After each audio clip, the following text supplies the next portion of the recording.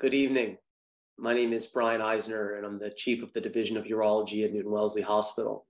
I want to thank everybody for attending tonight, and thank you for sharing these 90 minutes with us on a Wednesday night. I'd like to welcome you to this event, which is called A Guide to Prostate Cancer Screening, Diagnosis, and Treatment.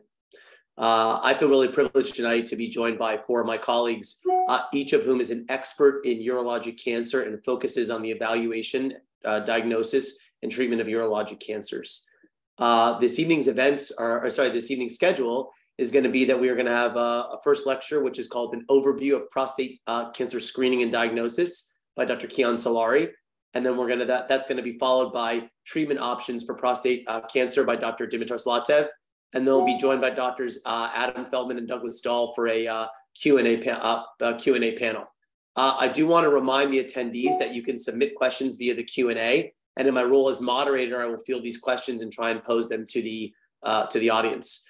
Before we begin, I just want to introduce first our two lecturers. Dr. Kian Solari is a urologic oncologist at Massachusetts General Hospital and Newton-Wellesley Hospital, and assistant professor of surgery. He's the co-director of the Prostate Cancer Genetics Program, where families that may have a hereditary predisposition to prostate cancer offer genetic testing and screening and support. His clinical practice focuses on the surgical treatment of urologic cancers, with a particular emphasis on prostate cancer, kidney cancer, and testicular cancer. And his research focuses on cancer genomics and computational biology methods for genitourinary cancers. He'll be our first speaker. Our second speaker is Dr. Dimitar Zlatev. He's a urologic oncologist at Massachusetts General Hospital in Newton-Wellesley and Harvard Medical School. He specializes in the treatment of genitourinary cancers using open, robotic, laparoscopic, and endourologic treatments. His research focuses on computational methods, interpretation, and utilization of oncology data for genitourinary malignancies. We'll be joined later again by Drs. Adam Feldman and Douglas Dahl. But for right now, again, I want to encourage you to submit questions in the Q&A, and I'm going to turn it over to my colleagues, Dr. Kian Solari and Dimitar Zlatev, to give our first lectures. So Dr. Solari, please take it away. And again, welcome, and thanks everybody for attending. Well, thank you, Dr. Eisner, and everyone who put together this webinar. It's a real privilege to be able to share this evening with you and discuss a topic that is very near and dear to our hearts. It's something that we deal with every day, and hope that you guys find it useful. I'm going to try to pull up my slides here and get this started. So as Dr. Eisner mentioned, I'm going to start out by talking about prostate cancer screening and diagnosis and for the first half of the lecture, and then turn over to my colleague, Dr. Zlatev, to talk about the prostate cancer treatment half. So starting with prostate cancer screening, the first thing to say about prostate cancer is that it's very prevalent. Most of you probably know that prostate cancer is one of the most common cancers diagnosed in men. It's actually the most common in the United States, at over 260,000 cases anticipated in 2022. And it comprises over a quarter of all malignancies diagnosed in men every year. And it comes in a close second in terms of number of cancer deaths related to prostate cancer. So it's the number 2 most common cause of cancer-related deaths in the United States. It's one thing you may have heard about prostate cancer is that it's a cancer that it rarely kills people. You can live with it and die of other causes, and die with it and not die of it.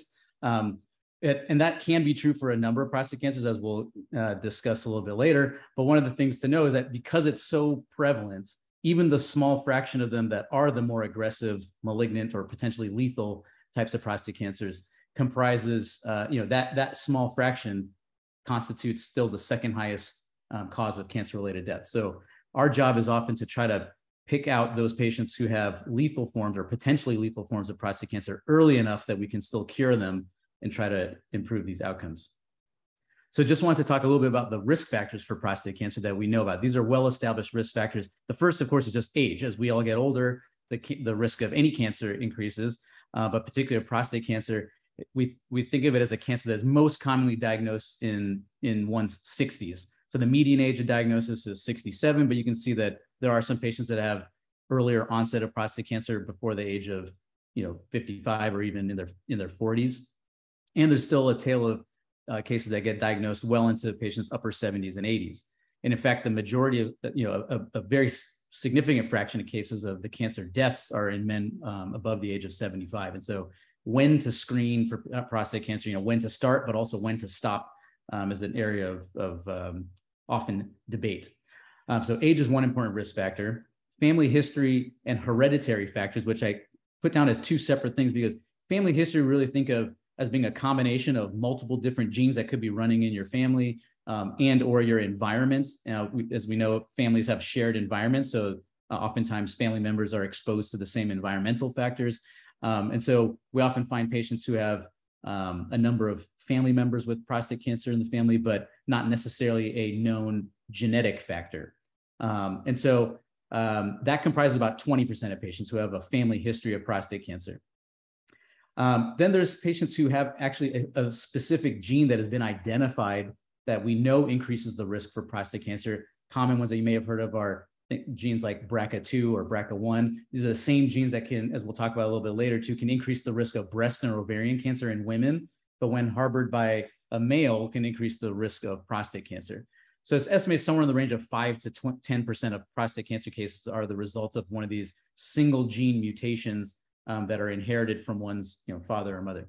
And the remaining cases, about 70% or so, are just sporadic, essentially, bad luck, no specific cause identified.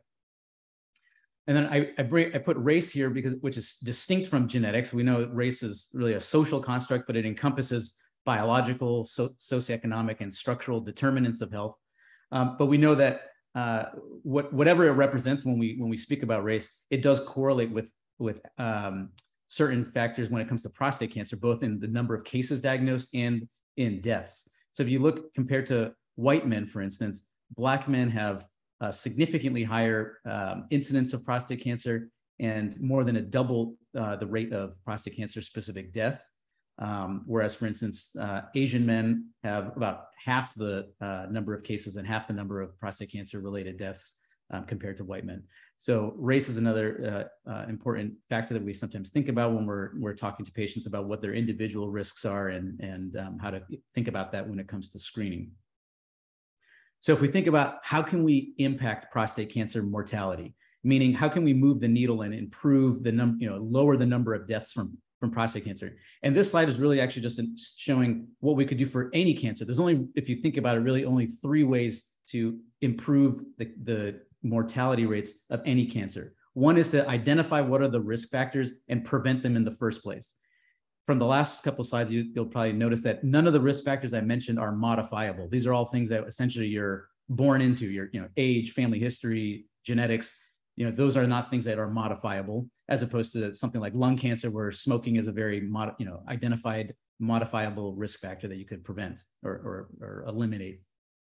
So we can't really do anything on that front. There's been things studied, but there hasn't really been any solid data for any risk reducing preventative maneuvers. So then we really focus on screening with the goal of detecting that, what I mentioned before, lethal disease, or what could become potentially lethal disease early enough that we can cure patients, and that's what screening is all about.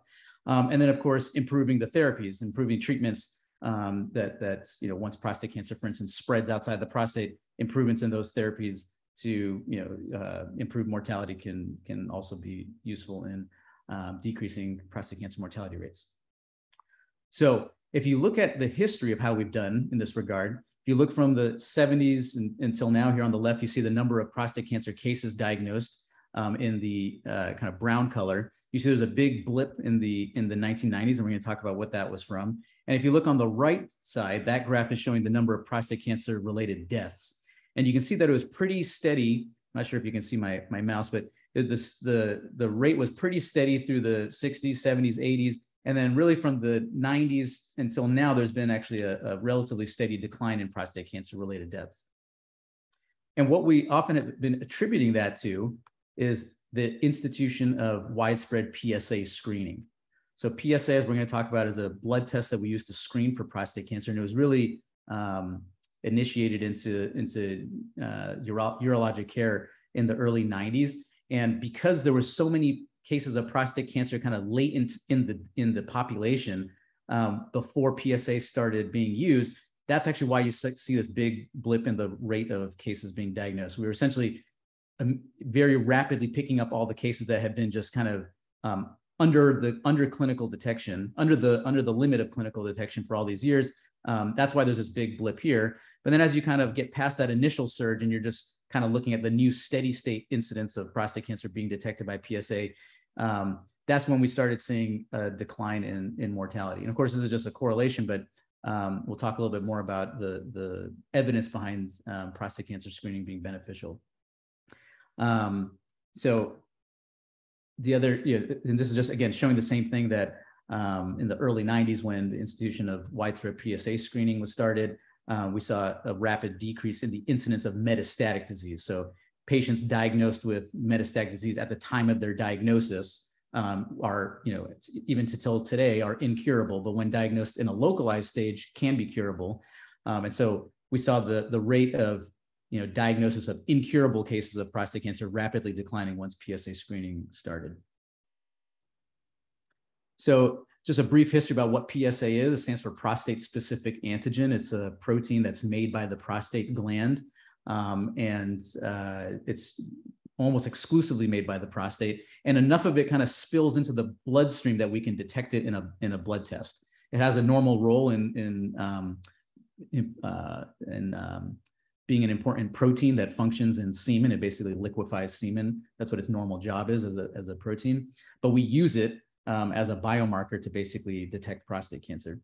It was first identified in the 70s in Japan, and later the actual blood-based test was developed in the 80s and became FDA approved. And by 1994, it was an approved test to aid in the early detection of prostate cancer. We know that PSA is an imperfect test. There's been a lot in the news. You probably have heard about controversies over PSA screening. One of the reasons PSA is an imperfect test is that despite it being correlated with the risk of prostate cancer, there are a number of other causes that can lead to an elevated PSA blood test that can sometimes be alarming and cause anxiety. So just having an enlarged prostate, what we call BPH, which is just the process that all men undergo to some extent, where as we get older, the prostate gets bigger in size. And the bigger the size of the prostate, the more PSA protein is produced by the prostate. So we expect actually to see some level of increase in the PSA with time in every man. What we basically don't want to see is that instead of a gradual increase, there's kind of a sharp increase. That hockey stick shaped curve is what we don't want to see in the PSA. So it's not just the absolute level of PSA that we pay attention to, but it's also the trend over time to distinguish it from just natural prostate enlargement. But other things like infections of the prostate or urinary tract, recent urologic procedures, a recent prostate exam, or even recent sexual activity, these things can cause small blips in the PSA. And so we sometimes, if we're suspicious of one of those things, we'll repeat the test after some period of time to ensure that it's truly an elevated PSA before initiating further workup. One of the other aspects that's controversial about PSA is that it does not particularly discriminate between high grade or the more aggressive forms of prostate cancer, the type I was saying that we're concerned with, picking out the potentially lethal cases, from the more low grade indolent prostate cancers that you could just live the rest of your life with, that would never cause you any harm. What I'm showing here is the rate of prostate cancer or the percentage of patients who at autopsy had prostate cancer in their prostates. And these are men who died of other causes. So when you look at this, as men approach the age of 80, you can find, if you look for it, prostate cancer in close to 50% of men. And these are men who didn't even know they had a diagnosis of prostate cancer during their lifetimes. These are patients who were just on autopsy identified to have, let's say, a small focus of prostate cancer. So this tells you that the harder you go looking for it, you may find it, but as was the case with all the patients, for instance, being studied here, this was not the cause of death. These were cancers that were essentially below the limit of clinical attention. They never came to clinical attention. They never caused any harm.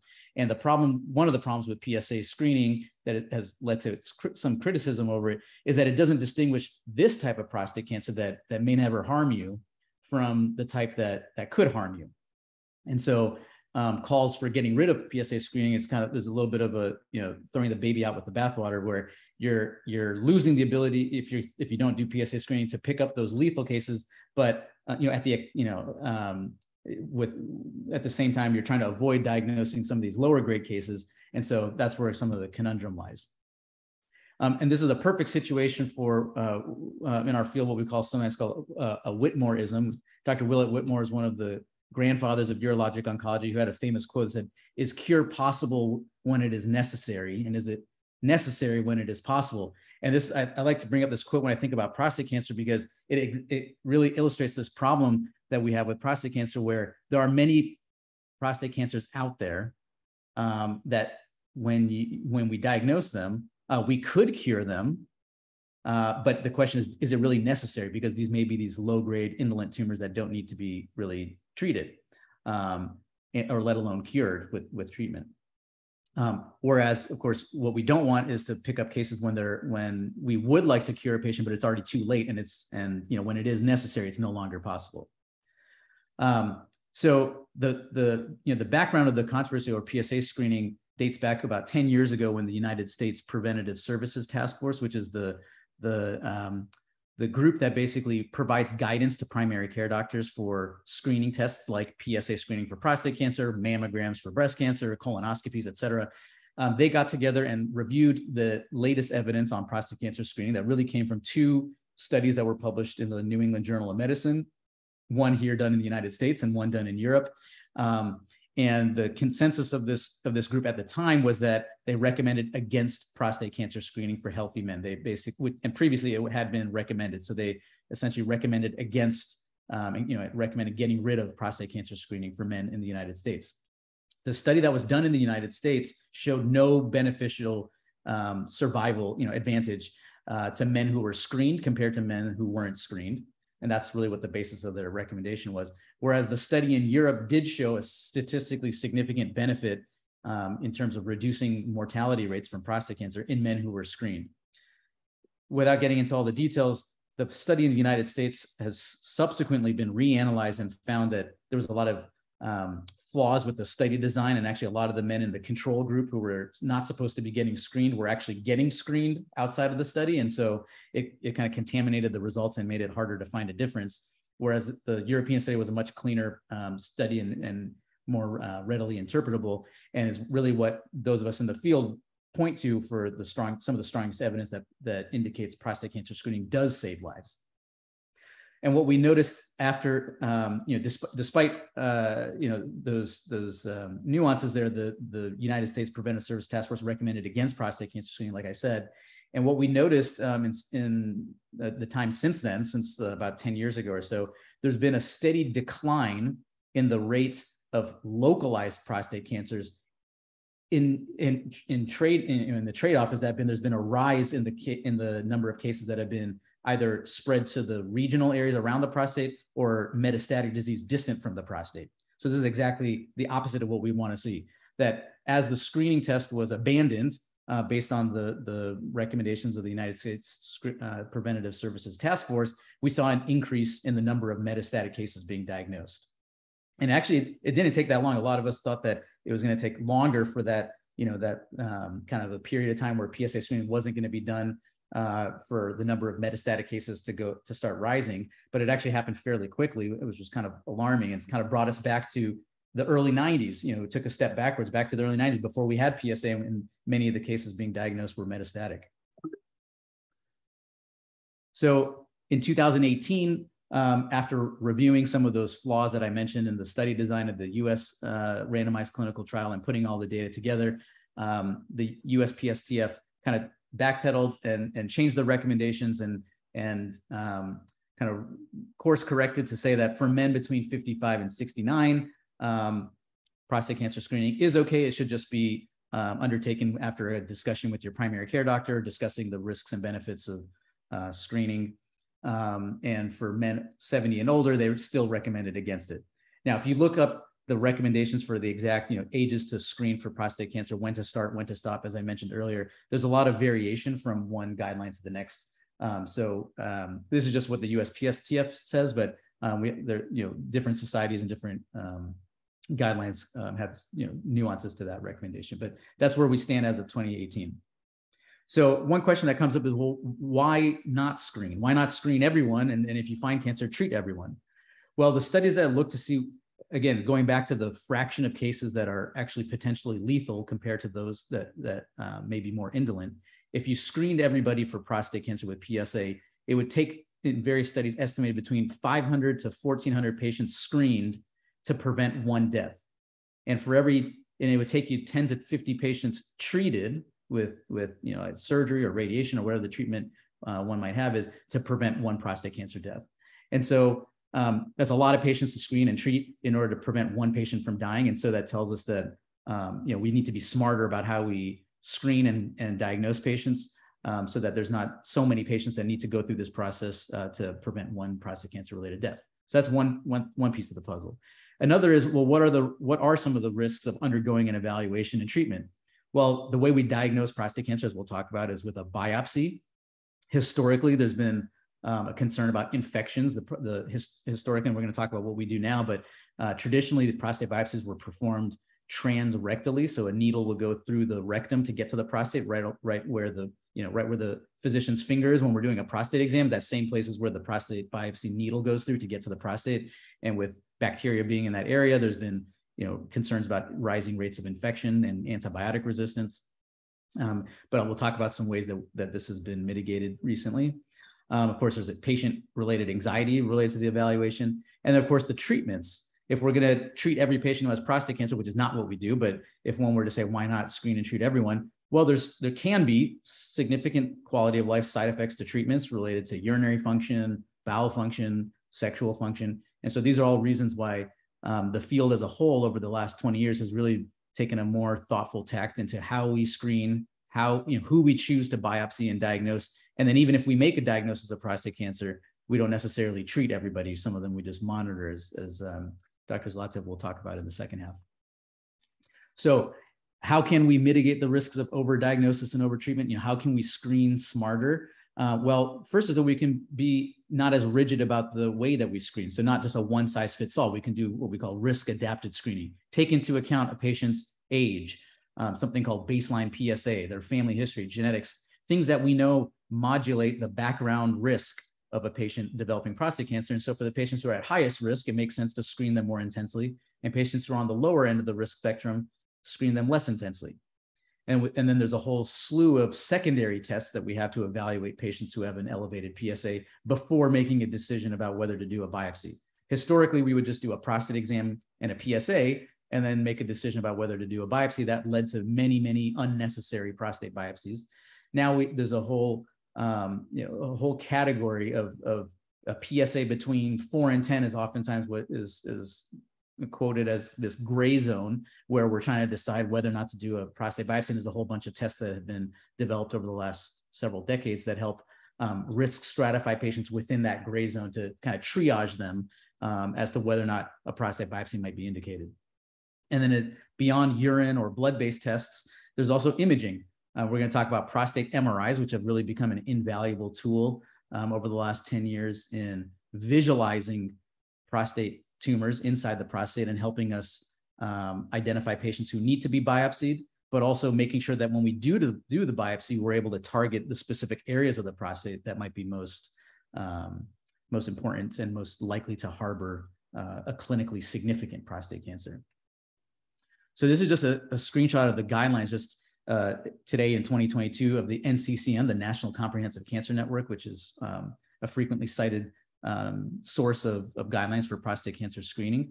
And you can just see things that I was mentioning, the factors that we think about in evaluating a patient and their baseline risk for prostate cancer. And as we think about how intensely we should screen them, one factor that we're going to talk about in a moment is baseline PSA, which refers to what's a man's PSA early in midlife, like in their 40s, not waiting until you get to 50, 55, 60, et cetera, where the PSA starts to be a little bit confounded by the size of the prostate as the prostate gets larger.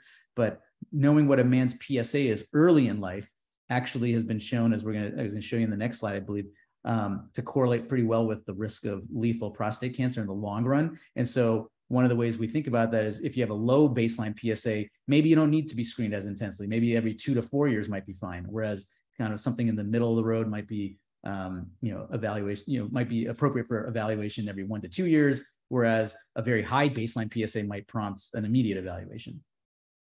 So this is just some of the data that actually came from the Harvard School of Public Health from a cohort called the Physicians' Health Study. And this was a publication led by several folks in our group that looked at this cohort called the Physicians' Health Study, which started in the 1980s with now over 30 years of follow-up time. It was actually a study originally designed to look at the benefit of aspirin and other cardio preventative agents to prevent heart disease.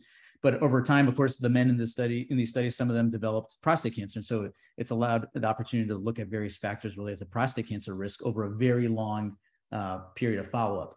And what was found in this study is that when you looked at men's PSA at early in life, before when we traditionally do prostate cancer screening, so like in a man's 40s, let's say, where the median PSA in the population is 0.7, what everybody would consider a very normal PSA.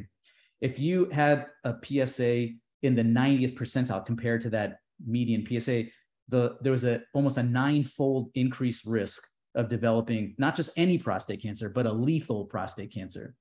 And in fact, 82% of the lethal cases occurred in patients who had a PSA above the median. And you can see just the corresponding numbers as one gets older. You see the median PSA goes up with age, again, because of the size of the prostate. And that's why a lot of important information can be gained actually from an early time point before the size-related confounding of PSA occurs. And so this is one way that we think about doing risk-adapted screening. Another way is thinking about patients' family history or genetics. Recent studies have shown that 5% of men with localized prostate cancer and up to 12% of men with metastatic prostate cancer have an inherited single gene mutation in oftentimes a DNA repair gene that has been found to be the cause of their prostate cancer. The most common one is the BRCA2 gene, as I mentioned earlier, but there's a whole smattering of other ones. And when you look at these various genes, they all increase the risk of developing prostate cancer in general, but many of them specifically increase the risk of developing a high-grade or aggressive prostate cancer, the ones that we care most about detecting early. Many of these mutations are associated with developing prostate cancer at an earlier age, higher grade, higher stage, and have worse survival, worse prognosis compared to patients who don't have these mutations. So this has, you could imagine immediate implications for screening. Patients who have been identified as having one of these genetic mutations might want to be screened more closely. And while we don't have an exact consensus on the best way to do this, we're actually doing a study on this exact topic where we're leading a study where we're taking patients who have either an identified mutation in one of these prostate cancer specific risk genes, or just a very strong family history and don't necessarily have one of the identified risk genes, but their family history puts them at a high genetic risk, we feel.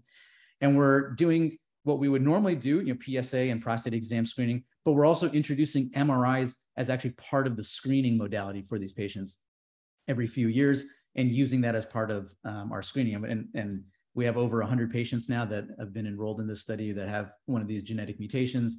And there's been a number of patients that we've diagnosed with prostate cancer who had totally normal PSAs and prostate exams, and it was only because of the MRI that we were able to find their prostate cancer. So this is an ongoing study. Just wanted to highlight it, and this is figuring out the best way to screen patients who have specific scenarios like a strong family history or a genetic mutation is an active area of investigation.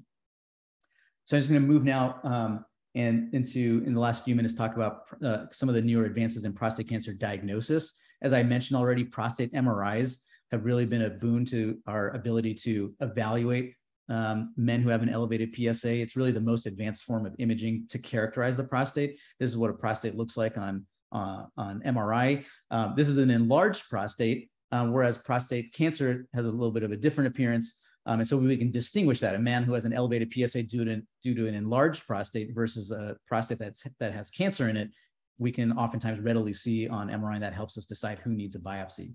Now, MRIs, the machinery needed, and both the method of acquiring the images and the radiology expertise in reading the MRI is not always readily available everywhere, but we're very fortunate to work at Newton-Wellesley and Mass General, where we have really expert radiologists that provide really high quality MRIs and provide this important tool for our patients. There's now been enough studies that have shown that performing a prostate MRI prior to your first biopsy leads to both a better biopsy, because of what I mentioned before. We can make sure we target the areas that are most likely to harbor a clinically significant prostate cancer. It also reduces the number of unnecessary biopsies. A patient who has an elevated PSA, but who has a normal looking prostate on MRI, and the size of their prostate is really consistent with that, maybe a mild elevation in PSA, we might say you don't even need a biopsy. And so there's been a number of studies looking at whether using MRI to do a targeted biopsy versus just doing the standard approach of doing biopsies without an MRI, which one is better. And the punchline is that the vast majority of these studies have shown that performing an MRI prior to your first biopsy reduces unnecessary biopsies and helps diagnose clinically significant prostate cancers, while at the same time avoiding diagnosis in some of those lower grade cancers that we don't care so much about diagnosing, because it turns out that MRIs almost have a convenient deficiency, which is that low grade prostate cancer is not very visible on MRI. They're really better at detecting high grade prostate cancer. And so we kind of exploit that feature in deciding who to biopsy. And now, if you look at the American Urologic Association's guidelines, they now state that there's sufficient data now to support the recommendation of doing MRIs prior to biopsies for all men who have no history of a prior biopsy. And as I mentioned, in addition to getting the MRI prior to the biopsy, we actually use the MRI during the biopsy with a technique we call MRI ultrasound fusion prostate biopsy. This is a kind of a state-of-the-art technology that we have available at Newton-Wellesley Hospital as well as at Mass General, where we take the MRI that was performed, let's say a few weeks prior or a few months prior to the time that we're going to do the biopsy, and we fuse it with the ultrasound images that we're obtaining in real time when the patient is there in front of us. We have an ultrasound probe in the rectum to see the prostate, but again, you can't see prostate cancer well on ultrasound. You can only see it on the MRI. So we use this technology that basically layers the two on top of each other and kind of fuses, as we call it, the MRI to the ultrasound, so that when we're taking the ultrasound guided biopsies, we can make sure that we take some very targeted, precise samplings of the area of the prostate that has been called out by MRI as being suspicious. This is just a study that was recently published by our group, again, showing the benefit of doing this, what we call fusion biopsy, compared to the standard biopsy where we detect higher rates of clinically significant prostate cancer. But at the same time, we've also learned that we can't abandon the standard template of what we use. We take very targeted samples of what we see on MRI, but if we ignored the rest of the prostate, we would actually miss about 16%, 15 to 20% of clinically significant prostate cancers, because just like any test, MRI is not perfect either. And there can be some cancers that evade detection by MRI. And so we still take some samplings of the rest of the prostate just to make sure we don't miss anything important. One of the newest advances in the biopsy space, in the diagnosis space, has been changing the approach to the biopsy. As I mentioned a few slides back, that one of the historic concerns about doing biopsies was that the needle used to go right where the ultrasound probe is. The needle to take the biopsy would go right next to the ultrasound probe and get to the prostate through the rectum. And that had the obvious potential risk for an infection. And anywhere from 1% to 4% of men who had a transrectal prostate biopsy would get a serious infection, which would mean, a hospitalization and, strong IV antibiotics. And there's even been cases of, death from infections related to prostate cancer, prostate biopsies transrectally. And that's really been the motivation for this newer technique called transperineal prostate biopsies, where the ultrasound probe is still in the rectum, but the needle that takes the biopsy goes through the skin instead of the rectum. The skin just basically between the scrotum and the anus. We clear out that area with an aseptic solution, and then that's the track where the needle goes through to get to the prostate. The infection risk is nearly an order of magnitude lower, so it's well under 1%. It also has the advantages that it doesn't cause any rectal bleeding. Sometimes there's been some, one of the side effects of a transrectal biopsy can be some blood in the stools or blood from the rectum. So this avoids that as well. And it also turns out that coming at the prostate from a different angle here sometimes gets us better sampling of the prostate. Sometimes there's some hard to reach locations on the top part of the prostate that is easier to access from this technique. So this has really been a nice advance in the field that we have all adopted in our group at Newton-Wellesley and Mass General, which is not widespread yet. About only 5% of prostate biopsies in the United States are done through this method. 95% are still done in that older method.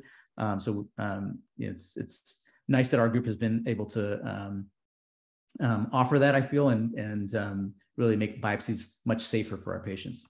And and then the latest advances basically fusing those two things: the fusion biopsy, like I said, the using the MRI guidance, and then with this new technique of transperineal biopsies. This is just another recent publication from our group demonstrating the utility of doing the fusion method of combining MRI with ultrasound guidance, but doing it through the transperineal method, and showing similar results that this is a superior method for detecting clinically significant prostate cancers. So I think I'm going to stop there. I think that was my last slide, and we're going to segue now to talking more about managing prostate cancer once it's diagnosed. I'm going to turn it over to my colleague, Dr. Zlatev.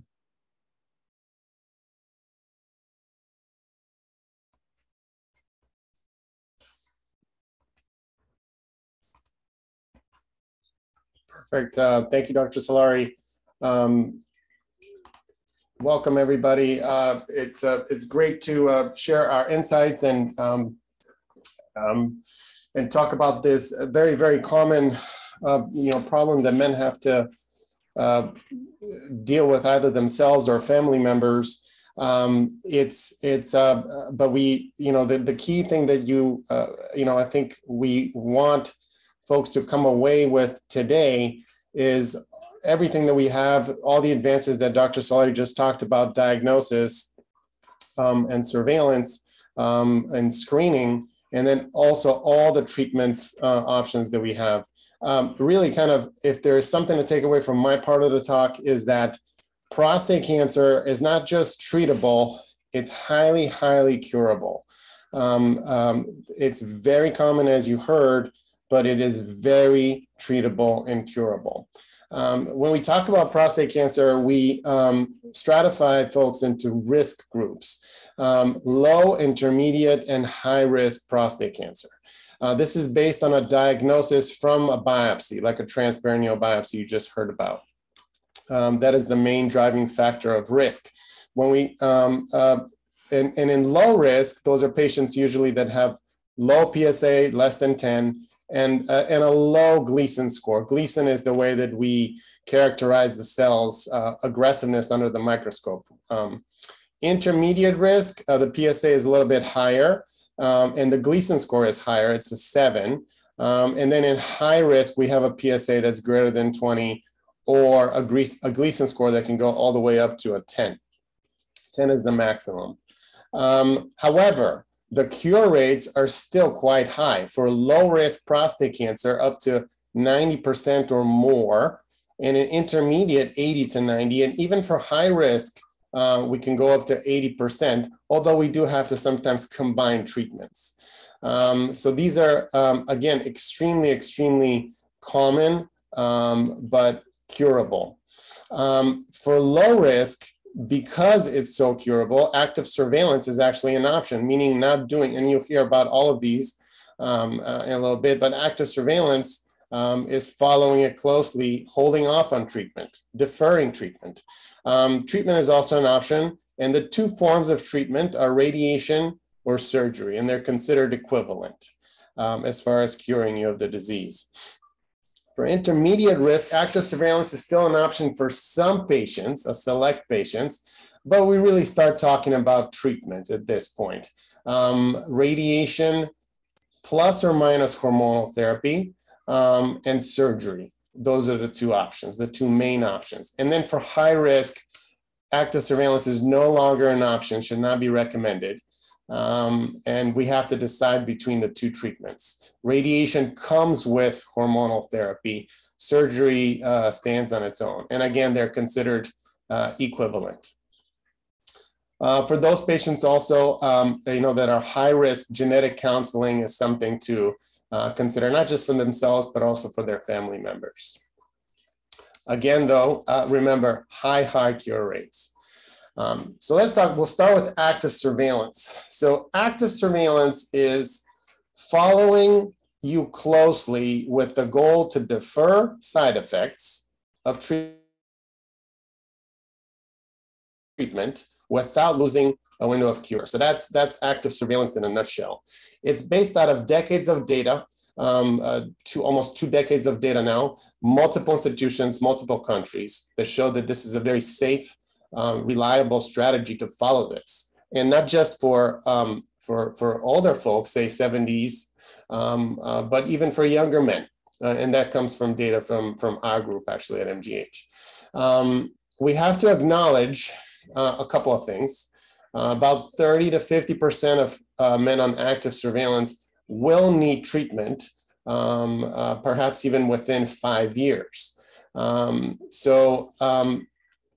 It's just something that we're following. We don't want to overtreat prostate cancer. The one that, as Dr. Solari mentioned earlier, is the one that may not cause morbidity. So we don't want to overreact, but we don't want to let it be and just forget about it. We still want to follow it because we don't want to miss the clinically significant prostate cancer, the one that can cause harm. This is just one of the many studies that show that active surveillance works when compared to treatment, whether it's surgery or radiation. You can actually see, you can't really see, I mean, there's 3 groups here, but you can see, I'll zoom in, that they're really on top of each other. Surgery, radiation, and active monitoring, meaning surveillance, really no difference as far as survival at 10 years. There was a difference in freedom from disease progression, which basically means advanced disease or metastatic disease. So at 10 years, the active surveillance protocol did have more patients that progressed to metastatic disease. But again, about 1,600 patients in this study, only 17 patients out of all of these patients actually died from prostate cancer within this 10-year period. So what is, for example, the protocol that we utilize at MGH and Newton-Wellesley? We check a PSA very regularly, every 6 months. We do a digital rectal examination once a year, at least. We're now utilizing MRI routinely. So as you heard, most folks now have MRIs done before their biopsies. And then as part of the surveillance protocol, we utilize MRI so that we can then go and do a targeted fusion biopsy that gives us better yield and better diagnostics. And that is the confirmatory biopsy. That is the necessary part of active surveillance that should be done within 18 to 24 months, but really most of us do it between 12 and 18 months, so between a year to a year and a half. If all of these are reassuring, then we continue with active surveillance and we stretch out some of these time periods. Now, when you go to active surveillance, that doesn't mean that that's where you're going to be. The whole point is to keep an eye on it, but we don't want to lose the window of cure. So reasons to progress from surveillance to treatment would be if there is actually disease progression on the biopsy. So instead of Gleason 6, we see Gleason 7 or Gleason 8 or something more. Another thing is just elevation in the PSA. You know, a point or two could be enough for somebody to say, I'd like to get this treated, or an abnormal prostate exam, or something new or worsening on the MRI. Or if you just say, you know, I think this is the right time for me, I'm in the right place as far as my life and my job, and I'd like to get this treated. I know that I might progress. I'd rather do it now while I'm, you know, younger rather than 2 or 3 years from now. Radiation therapy, which is one of the 2 main treatment options, can be combined with hormonal therapy. And I'll talk about that in a little bit. Radiation therapy comes in several forms, but the main idea is that these are, it's radiation that is targeted specifically to the prostate. 2 forms, either photon or proton. Photons are high energy X-rays. Protons are essentially particles. We use accelerators to really add energy to these particles or X-rays and direct them at the prostate. Now, we can't do this at one time because that's too much radiation for our bodies to handle. So the treatments are spread out over a period of time. Typically 5.5 weeks is the most common. It takes about 20 minutes or so. It's kind of like getting a CAT scan. And you just come in every day, Monday through Friday, to get the treatment done. There are, of course, side effects that we need to know about, because when it comes to prostate cancer treatment, the decision essentially comes down to the side effects and how it's done. So short-term side effects of any radiation therapy, whether it's photon or proton, is that we have some irritative symptoms in the urinary tract or the bowel. So things like frequency of urination, painful urination, loose stools, cramping, constipation. And these kind of build up over the treatment period and are the worst towards the end of the treatment. There can be rare times when urinary incontinence occurs or rectal incontinence. Fatigue is quite common towards the end. It's kind of like, if we're out in the sun too much and we feel tired, like spending several hours in the sun, it's a similar thing, except it's compounded over that 5.5 week period. So we feel fatigue towards the end. And most of these are reversible.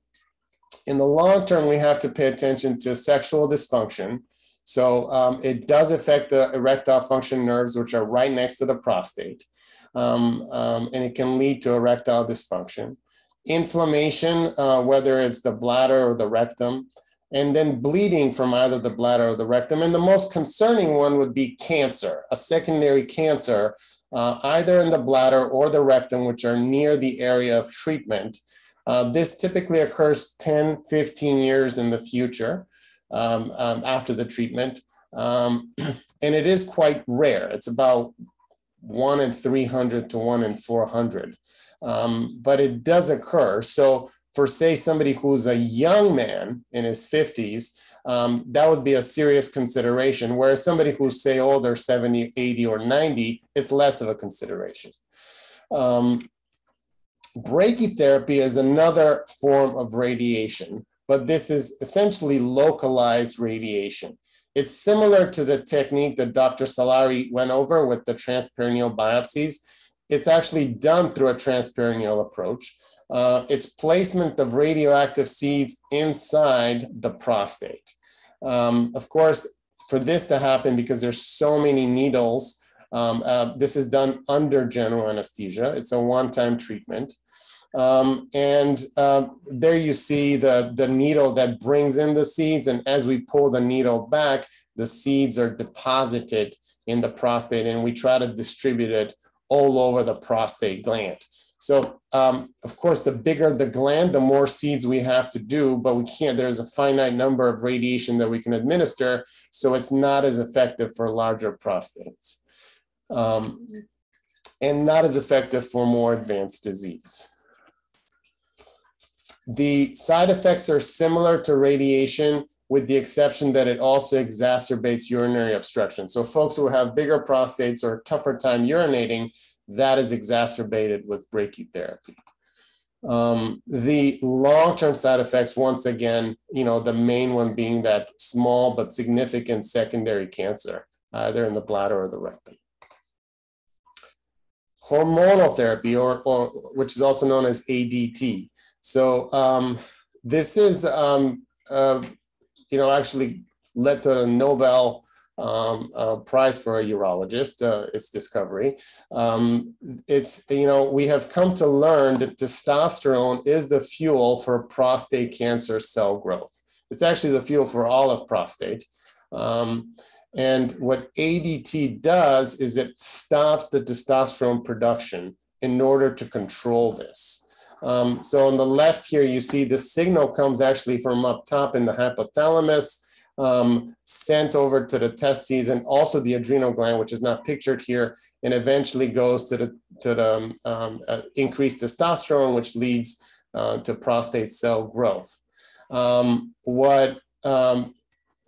what the treatment does is it blocks the signal at the very top. There's two ways of doing that, and it gets a little technical, but essentially either completely blocking it or overstimulating the pituitary gland so that it eventually gets blocked. But what it leads to is decreased testosterone, and as a result, there is controlled prostate cell growth. This treatment is combined with radiation therapy only. It's been studied with surgery, and it does not help with surgery. So essentially, surgery is on its own, does not need hormonal therapy. Radiation therapy is combined with hormonal therapy. Side effects, all the good things that we get from testosterone are temporarily lost.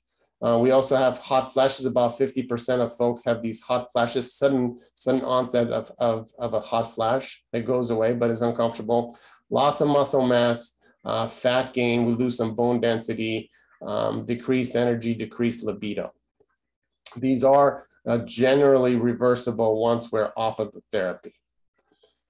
And finally, surgery. So why surgery? We'll talk about what is surgery, but why surgery? Benefits are that this is an upfront, single, minimally invasive treatment. So you take it up front, but you're done with it.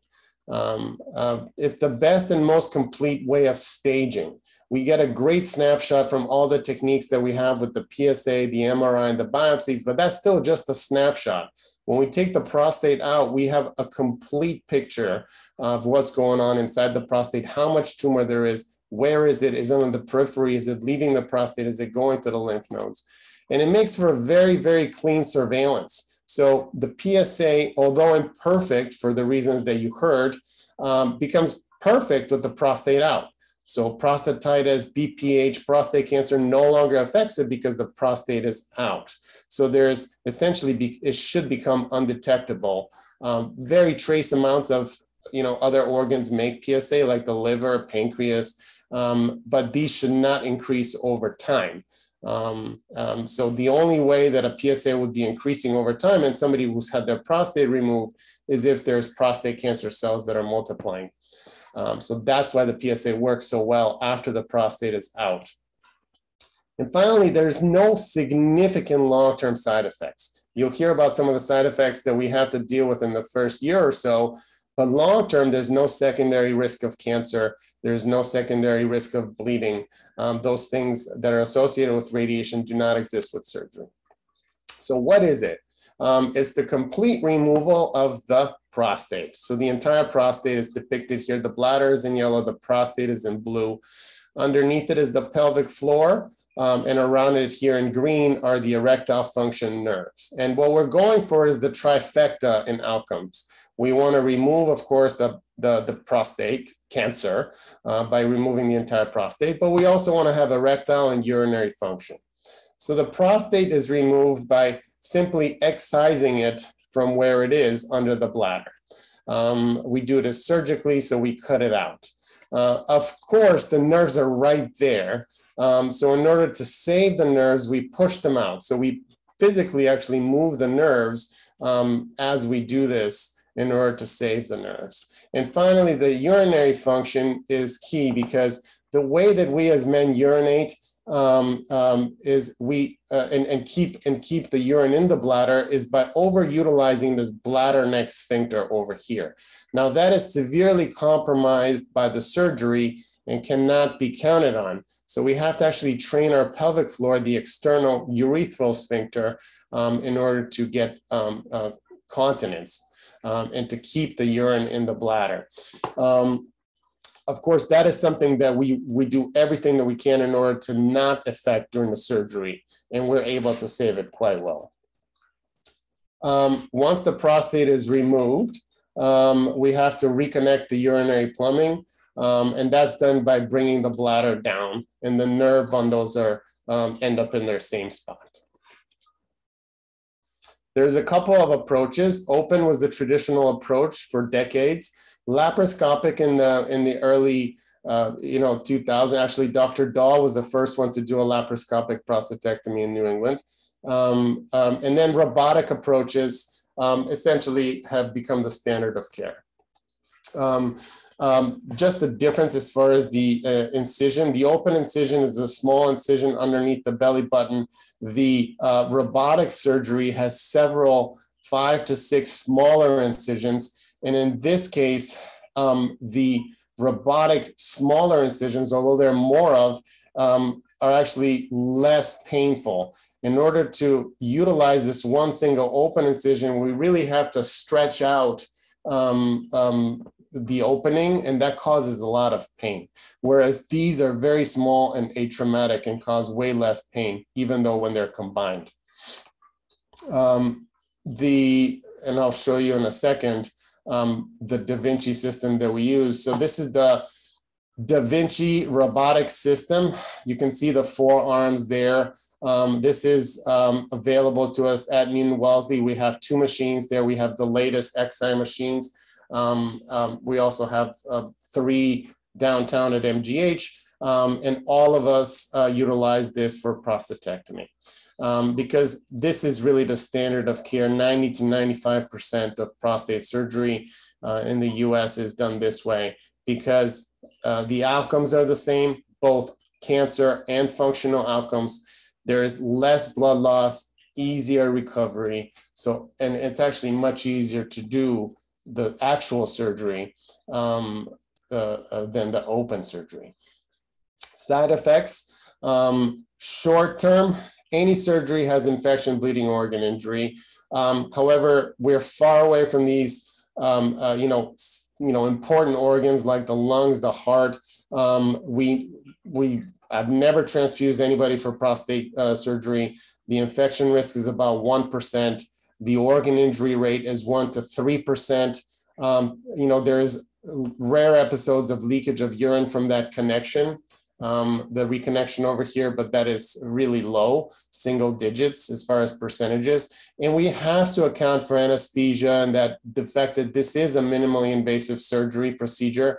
But anesthesia in 2022 is extremely safe, and the cardiac and pulmonary risks are very, very rare, the significant ones. And the other thing is that we're operating usually men in their 50s or 60s, sometimes in their 70s, but overall very healthy men in general.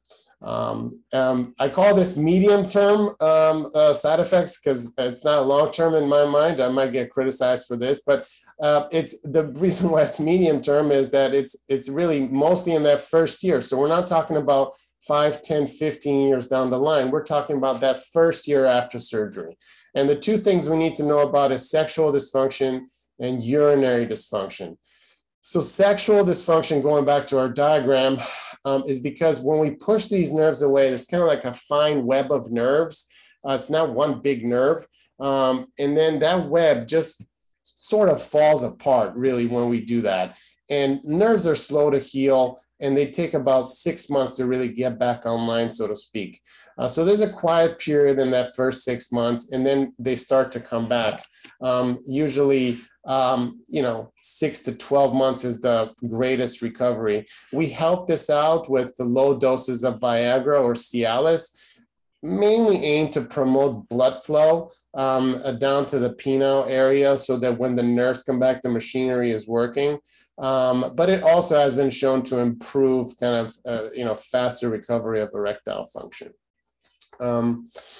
This does come back, and overall, towards the end, like 2 or 3 years down the line, erectile dysfunction is similar between radiation and surgery. The other one is the urinary dysfunction. So that's stress incontinence. It's leakage of urine, involuntary, usually with laughing, coughing, sneezing, anything that increases pressure. Why? Again, it's because that sphincter that we over-rely is not something that we can utilize. We have to really strengthen this pelvic floor and the external urethral sphincter. We do that by utilizing Kegel exercises, essentially squeezing for a little period of time and letting go, and doing that over and over until we've bulked up that muscle and added tone to it. Eventually, that will compress this urethra so that the urine does not leak. And this is a faster recovery than the nerves. It's because it's muscle-based. It's something that we can practice and work on. And usually within the first 3 months, more than 50% of patients are dry. And at 12 months, more than 90% are dry. So that's what I mean by medium term. You can see that the nice thing about surgery is that within a year, with the cancer out, and that with erectile function coming back and urinary function back, after that, that's when the returns from surgery kind of multiply as the years go. So it's really an excellent treatment for younger men, and by that we mean men in their 50s and 60s, and some men in their 70s who are quite healthy. So just to summarize the treatment options for the low, intermediate, and high risk, I've highlighted some. So for low risk, we really look at active surveillance because it's safe. That disease does not really spread to the body. It's something that can be followed as long as it is followed, but treatment is an option. Intermediate risk, active surveillance, less of an option, only some select patients. Radiation and surgery are the primary decision points as far as treatment, and we decide based on the side effects. For most intermediate risk patients, radiation is paired with hormonal therapy. So it's a combination. So you have to acknowledge that there's two treatments with two forms of side effects that go together. Surgery is on its own.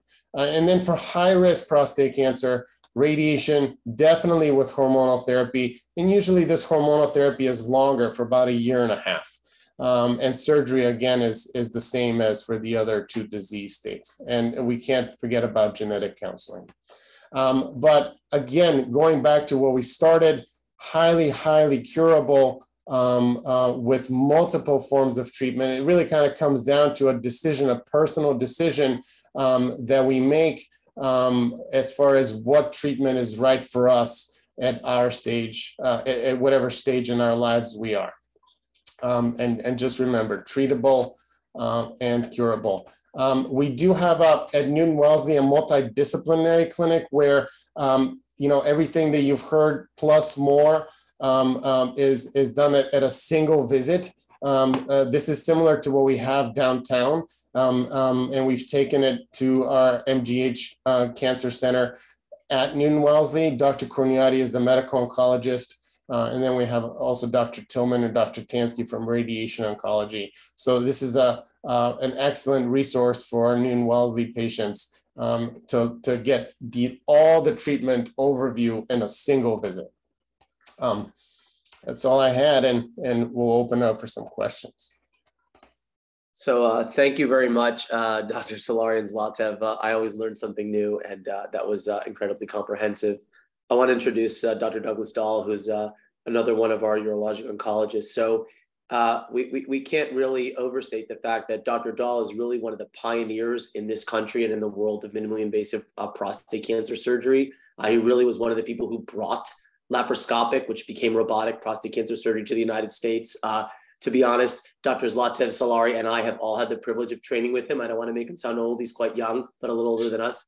And but it's really a privilege to have all these three members of our cancer faculty. And so just welcome Dr. Dahl to the panel. And I'm now going to put you on the hot seat after saying a lot of nice things. Before I do that, I just want to remind people, you're more than welcome to put questions in the chat. Otherwise, I have some questions from these folks to further our learning. Dr. Dahl, I might start with you and say, I think that there's often a lot of anxiety around the process of prostate biopsy, understandably. And I'd like to just understand maybe your take on it for the audience in terms of how it works in your clinic, things you do to discuss, kind of the throughput of prostate biopsy and things we can do to make men more comfortable with something that, is an important part of diagnosis, but maybe not something that many people have some anxiety about.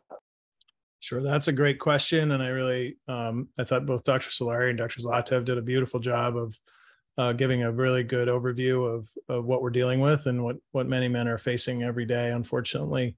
So biopsy, there's a lot written about, and when people are facing that, there's a lot of reasons for them to be anxious about having a biopsy.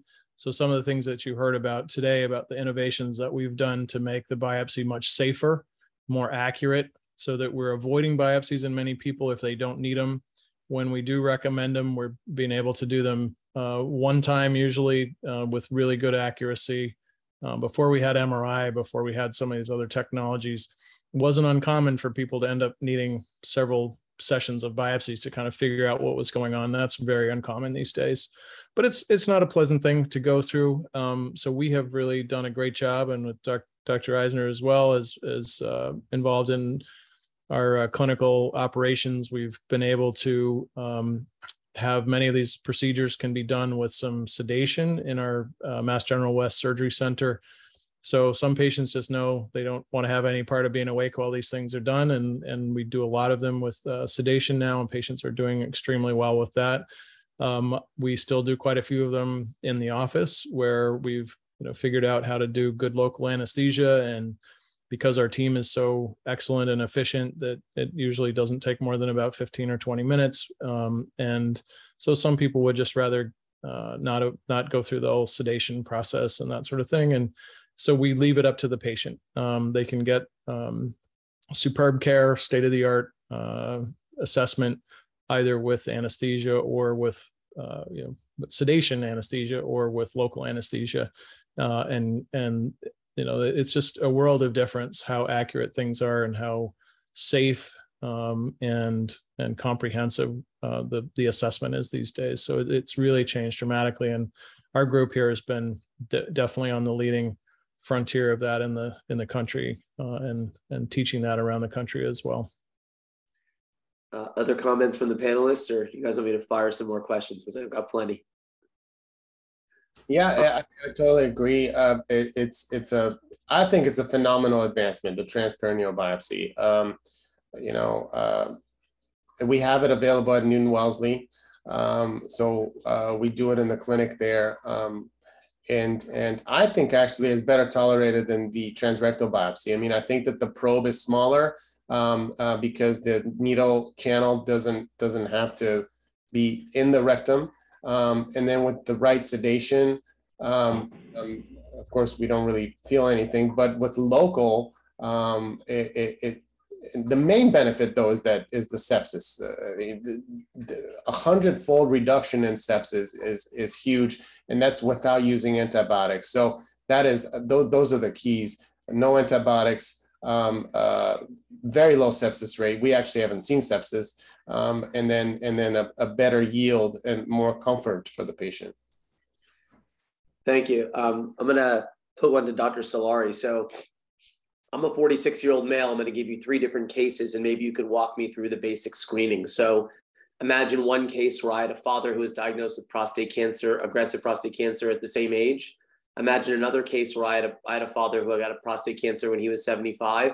And imagine a third case where I have no family history of prostate cancer. Can you just walk us through just the very basics, high level of how screening may change according to someone's family history?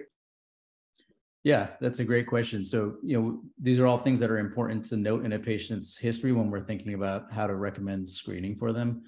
Family history, genetics, other potential risk factors that modulate your baseline risk. And so what we're really trying to do is adapt the screening approach to the level of risk that a patient has for not just developing any old prostate cancer, but specifically for developing a prostate cancer that is potentially a lethal one. Picking out the needle from the haystack. We want to find those cases that are going to potentially be problematic at an early time point when they're still curable.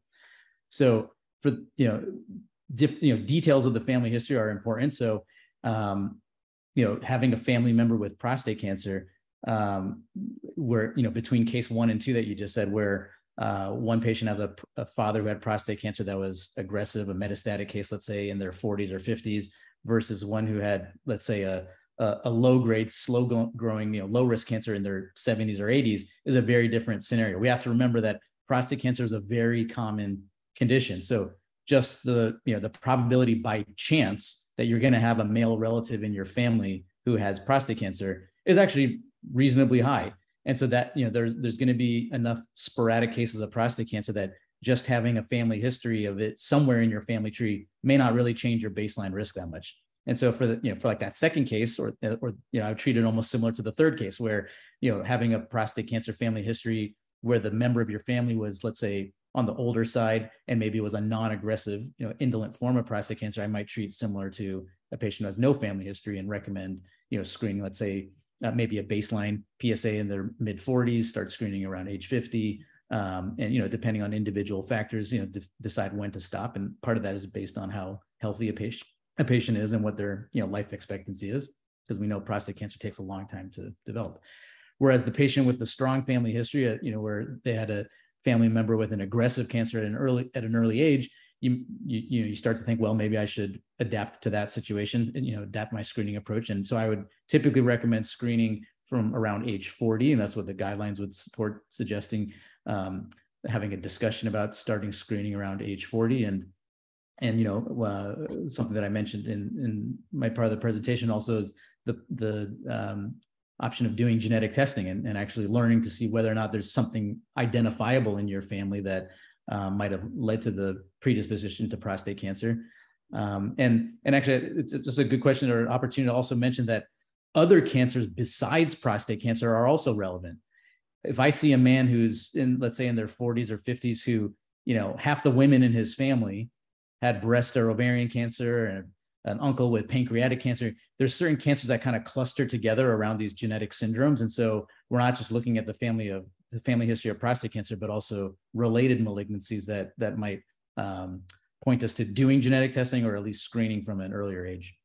Dr. Solari, it's an incredible you ended with that. I'm going to read you, thanks to the audience, we got a few questions to take the heat off of me as the moderator, but we got actually a question that almost was word for word what you said. So it says, my son who's age 40, has relatives on both sides of the family with prostate cancer, maternal side with lots of breast cancer, but nobody who's BRCA positive. His first cousin was diagnosed at 46 with prostate cancer. So do you recommend genetic testing, and what age should the PSA screening begin?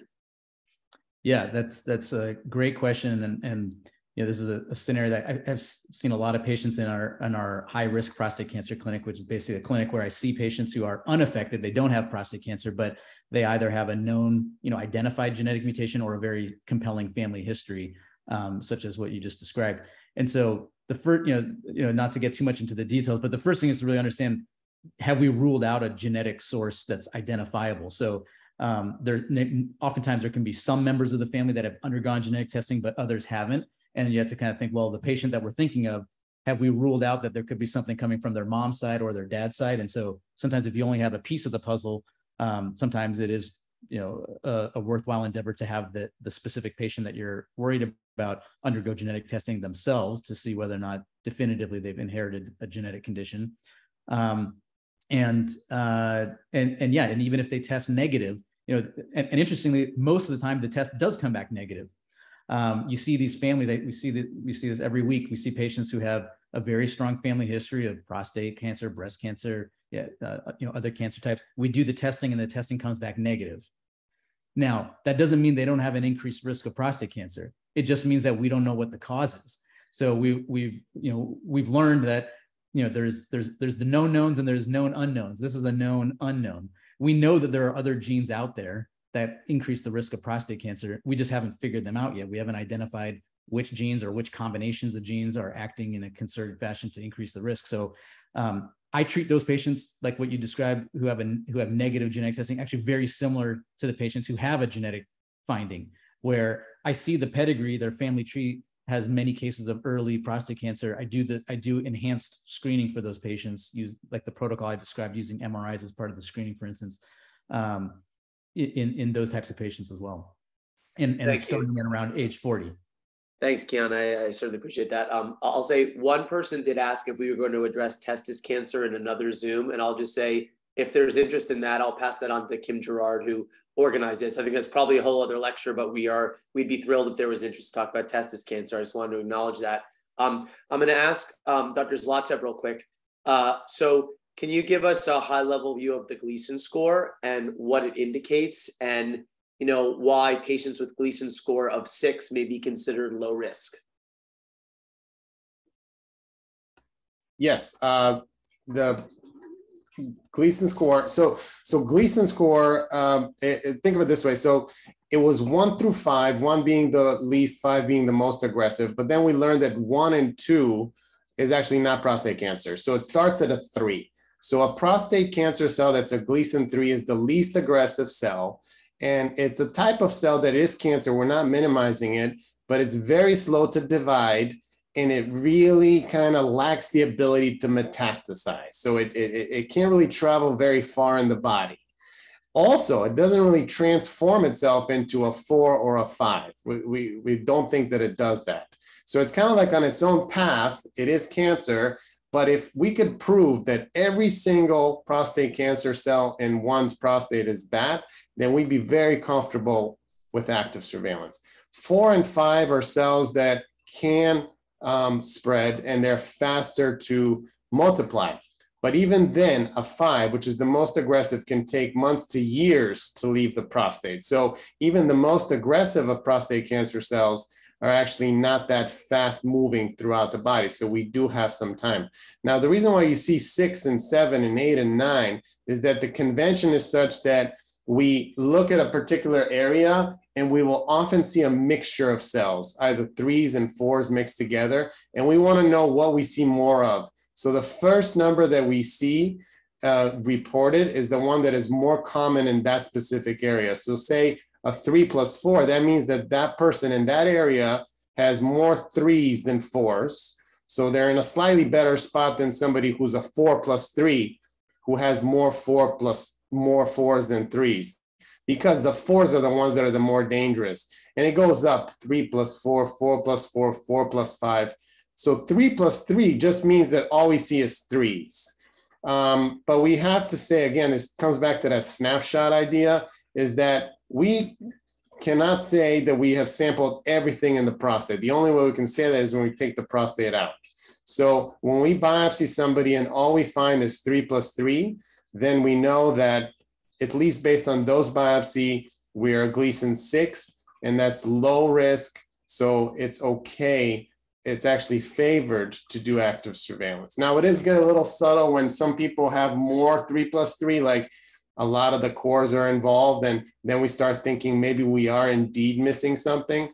So that's a different low risk than somebody who, say, has 1 or 2 cores with very little prostate cancer in them, who's truly low risk. Thank you, Demi. Dr. Dahl, if you take us from sort of 2019, maybe 3 years ago, to, let's call it 2027, to 5 years from now, what do you think are the most exciting sort of new developments in technology for the treatment of this disease, and the ones that you're most excited will improve outcomes? Yeah, that's a great question. It's amazing how much better things are now than they were 10 years ago. The MRI technology, for example, 10 years ago was nothing like it is now. That has really made everything so much more precise. And we're so much better able to figure out who needs to be treated, who doesn't need to be treated. As the genetic work that Dr. Solari is doing, for example, we're learning more and more about the fundamental genetics of the cancers themselves. I look forward to a time when we can learn even more and be more confident in predicting who needs what treatment. Certainly, I mean, the technologies are remarkable. We talked about the robotic system, it's 2 generations. Even in the last 10 years, there's 2 new versions of the system that are so much better. We're thinking about, could we integrate, say, MRI images or other types of images into that robotic platform to give us even more precision in making sure that we're removing what needs to be removed and trying to avoid damaging things that don't need to be damaged. So there are so many areas where technology and incredibly bright, motivated people are focused on these problems that every man who's facing this is worried about, and we're it's amazing. I'm really looking forward to seeing how much we can continue to improve. Although I think people just in my career are doing so much better. People, when I started in training, men would stay in the hospital for a week from the surgery. They would lose a lot of blood. They were really knocked down by this procedure. And now people are usually out of the hospital in less than 24 hours, and they recover, bounce back so much more quickly and so much more thoroughly than they used to.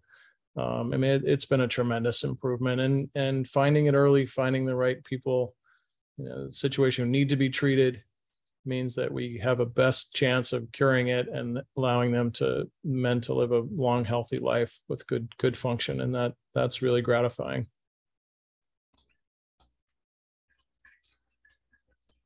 Other thoughts on technology from the other panelists?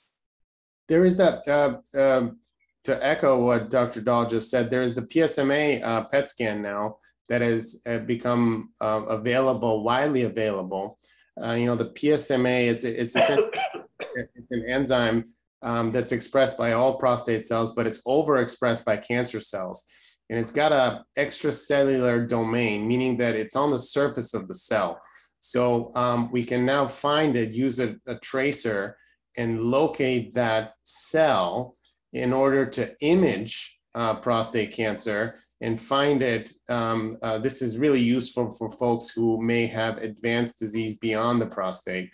But of course, the next level would be, if we can find it, why don't we just treat it? So it's exciting that that's a possibility in the next 5 to 10 years. And I think all three of us here on the panel would be fine if we're out of business as far as prostate cancer surgery, as long as the patient is, getting better, more focused treatment. It's just kind of what Doug mentioned. It's everything is getting more focused and better and more targeted.